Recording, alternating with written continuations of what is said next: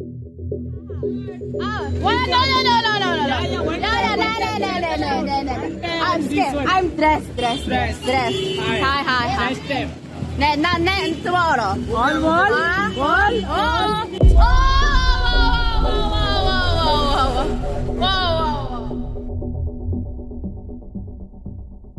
How have we come to a point where a city that is perceived to be one of the safest in India has come to this situation? Priyanka Chaturvedi is a Rajya Sabha MP, also a prominent Mumbai citizen who is joining us on the broadcast. We have Javed Akhtar, another prominent citizen, voice from the city of Mumbai. Have you understood what these guys are thinking while they are harassing and haranguing this girl and pulling her towards them to kiss her? Did they actually think they could do this and get away with it?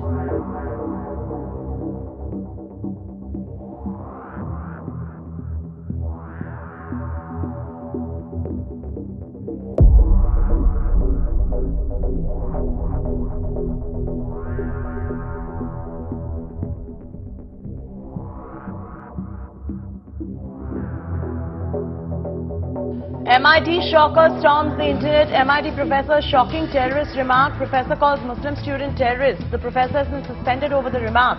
Shocking remark has been caught on camera. The professor's terrorist remark has gone viral too. Religion that will such a terrorist manner. No, you're just like my kid. No, my father says that it's not him. No, it's not, sir. It's not. 26/11 was not funny. It's not funny. Being a Muslim in this country and facing all of this every day is not funny. That's like my son. No. Will you talk to your son like that? My son, no. Will you call him by the name of a terrorist? No. Khalas, how can you call him like that? No problem. In front of so many people in a class. Sorry, I told you. You're a professional. You're teaching. Yeah, sorry, I told you. You can't call me that. Sorry, I told you. Right? Just sorry doesn't change how you think or how you portray yourself here.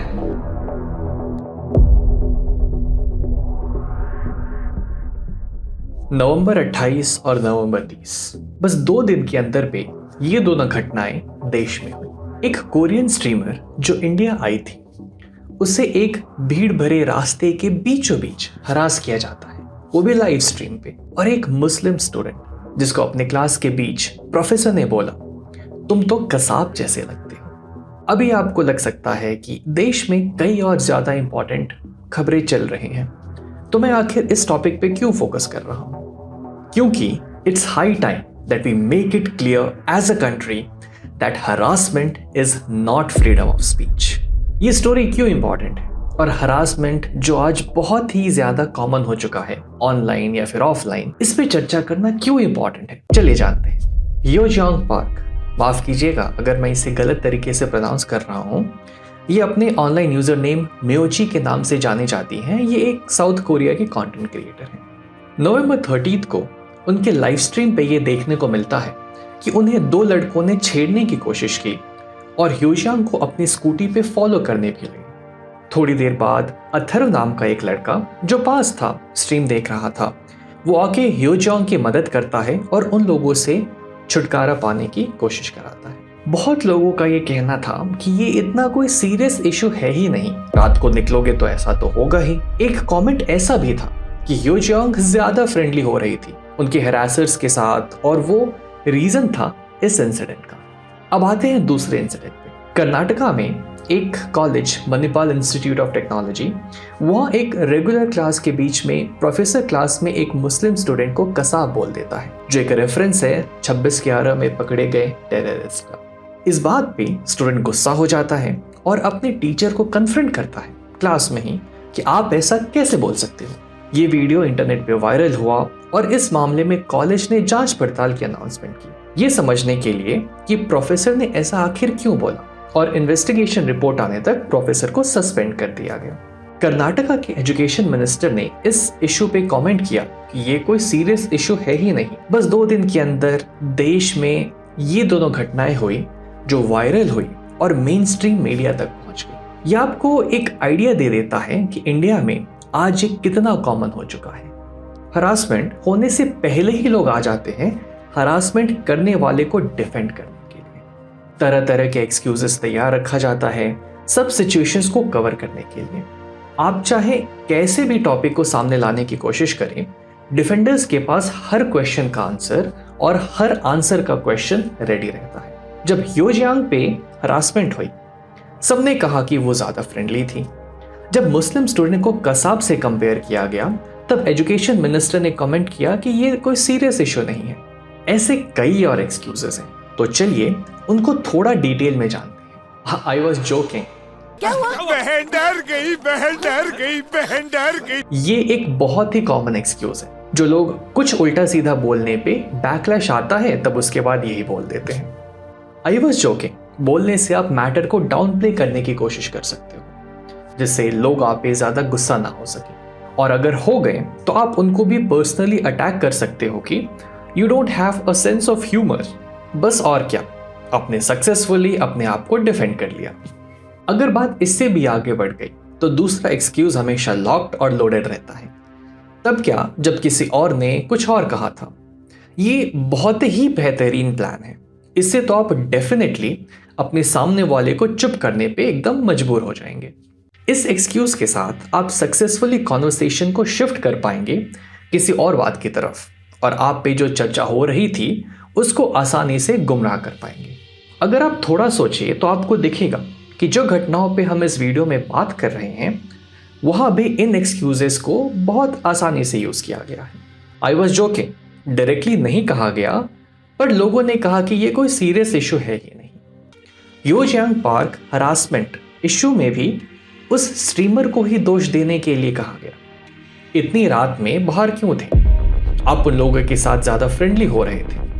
जब किसी ने social media पे इन excuses के खिलाफ आवाज उठाई, तब second excuse उन पे यूज किया गया।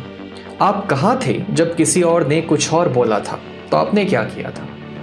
आज ये एक्सक्यूजेस और इनको यूज करने वाले लोग इतने बढ़ गए हैं कि अब कॉमन नॉलेज सा बन गया है कि अगर आप रिडिकल ना होना चाहें तो आप अपना ओपिनियन इंटरनेट पे तो मत शेयर कीजिए। तो आप असली जिंदगी और इंटरनेट कहीं भी सेफ नहीं है हरासमेंट से। और अगर आपने आवाज उठाई तो इतने सारे स्क्यूड लॉजिक के बंदूकें आप पे तन जाएंगी, ये आप सोच भी नहीं सकते। पर इसका रीजन क्या है? क्यों हरासमेंट इतना कॉमन प्रॉब्लम बन चुका है सबके लिए?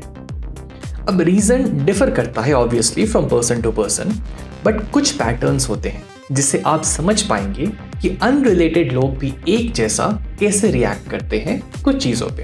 ह्यूजियांग के हरासमेंट केस पे आप सोच सकते होंगे कि जो लड़के ये कर रहे थे, उन्हें अपनी गलतियों का शायद अंदाजा नहीं था, इसलिए शायद उन्होंने ऐसा किया। ये हो सकता है कि उन्हें अपनी गलतियों का अंदाजा नहीं था, पर ये रीजन एक कंप्लीट पिक्चर नहीं देता, क्योंकि MIT यूनिवर्सिटी के स्टूडेंट के केस में एक प्रोफेसर ने भी ऐसी ही गलती की। तो क्या उन्हें भी मालूम नहीं था कि किसी स्टूडेंट को टेररिस्ट बुलाना गलत बात है? अगर इसका आंसर हाँ हुआ, तो सरकार ऐसे देश को कैसे चला रही है जिसमें किसी को भी हैरासमेंट और बेसिक एटिकेट्स के बारे में पता नहीं? ये तो फिर देश में एजुकेशन की हार हो गई। और अगर आंसर वो नहीं हुआ जो होना चाहिए, तब बात थोड़ा और आगे बढ़ता है दूसरे रीजन की ओर, जो है audacity from the knowledge of immunity. North Korea में हाल ही में एक नौजवान को पब्लिक में एग्जीक्यूट किया गया क्योंकि वो साउथ कोरियन मूवी देखते हुए पकड़ा गया। अब ये एग्जाम्पल बहुत ही बुरा है, पर सोचिए इसके बाद क्या कोई उस देश में हिम्मत पाएगा साउथ कोरियन मूवीज देखने के लिए? मैं फिर से क्लियर करना चाहूँगा कि ये एग्जाम्पल बहुत ही गलत है और इससे गलत सीख लेना बहुत ही आसान है। पर मुझे अपने दर्शकों पे भरोसा है कि वो थोड़ी देर और कम से कम मेरी बात को जरूर सुनेंगे। इंडिया में अगर हम हरासमेंट करने वालों को एग्जीक्यूट करने लगे तो उससे कोई प्रॉब्लम सॉल्व नहीं होगी। ये बात हम दोनों, आप और मैं, मानते हैं, और अगली बात जो मैं बोलने वाला हूँ वो इसी मान्यता के ऊपर आधारित है। अब मुद्दा ये है कि इंडिया में हरासमेंट करने वालों पे सीरियस एक्शन भी नहीं लिया जाता।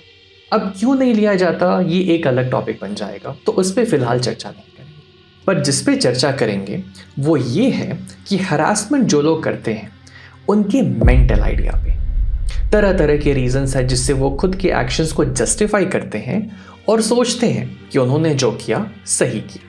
ये आखिर क्यों होता है? अगर आपके सामने किसी इंसान ने एक जानवर को मारा तो जनरली आप तो नहीं दौड़ेंगे कि हाँ मुझे भी मारना है उस जानवर को। तो क्यों लोग आज जाने अनजाने में हरासमेंट को इतना ईजिली ले सकते हैं? और क्यों नौजवानों से लेकर बुजुर्ग प्रोफेसर्स तक ऐसी गलतियां बार बार दोहरा रहे हैं। अब आप जो देखते हैं, मेरी बात को ध्यान से सुनिएगा, आप जो देखते हैं, चाहे वो आप अपनी मर्जी से देखें या ना देखें, उसका असर आप पे जरूर पड़ता है। नौजवानों के लिए जो सोशल मीडिया और मूवीज में अक्सर देखते हैं कि लड़कियों पर जोर करना, प्यार इजहार करना होता है, उनके दिमाग में ये बैठ जाता है कि फिर लड़कियों को छेड़ना, ईव टीजिंग करना ये नॉर्मल है और एक्सेप्टेबल है, क्योंकि हमने लोगों को ऐसा करते हुए देखा है। और नेक्स्ट अगर हम आए सोसाइटी के दूसरे सेक्शन की तरफ, जो व्हाट्सएप पे बहुत सारा समय व्यतीत करते हैं, तो वहाँ तो लोग एक दूसरे को शायद खुलेआम टेररिस्ट बोलते हैं, एक दूसरे को बुरा भला कहते हैं बिना किसी डर के, ओपनली। तो ऐसा जोक तो वो सोचते हैं कि वो किसी के साथ भी कर सकते हैं। ये सुनने में जितना भी अनबिलीवेबल लगे, पर ऐसा होता है।